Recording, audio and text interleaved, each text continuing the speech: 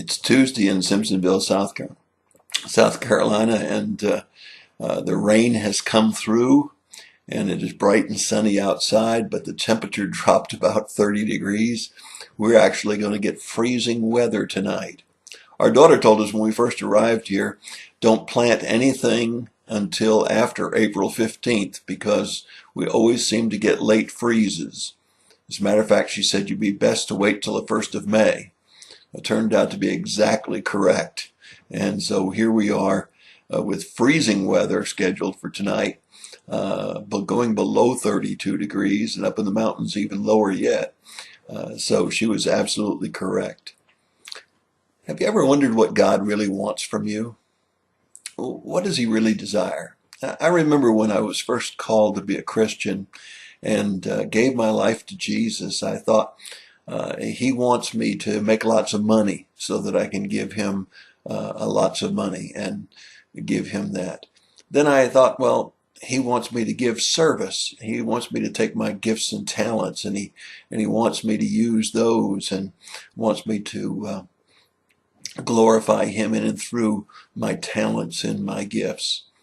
And then I thought, well, I could work hard enough for him that what he wanted was a sacrificial amount of my time and serving him in the local church. But the truth of the matter is, in Romans chapter 12, he tells us exactly what he wants. His ambassador Paul writes to the Romans, and he says, "Therefore I urge you, brethren, by the mercies of God, to present your bodies a living and holy sacrifice, acceptable to God, which is your spiritual service of worship." Now, he doesn't mean to take and lay our bodies on an altar so that we may be slain, as a sacrifice would be. And he doesn't mean just our bodies. When he says bodies, he's talking about every bit of us. He wants us to give everything, our mind, our hearts, our body, our gifts, our talents, everything that we are, he wants. And he wants us to surrender totally to him, which is our spiritual service of worship.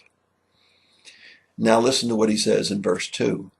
"And do not be conformed to this world, but be transformed by the renewing of your mind, so that you may prove what the will of God is, that which is good and acceptable and perfect." Now, he says a word of warning. Don't let yourself be conformed to this world. And this world is getting worse and worse. So the more we conform to it, the worse we get.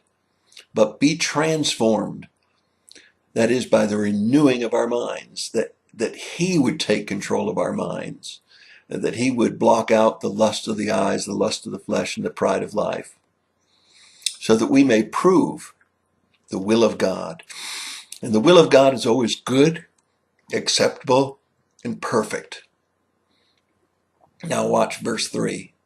"For through the grace given to me," Paul says, "I say to everyone among you not to think more highly of himself than he ought to think, but to think as to have sound judgment, as God has allotted to each a measure of faith."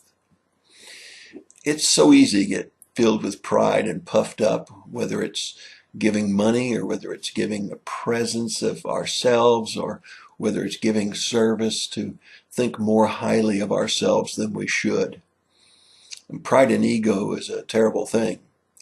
And I heard a funny story one time about the man that says, just about the time that you think you have humility, you've lost it. Now you think about that for a minute. If you think you're humble, then you're thinking pridefully about your humility.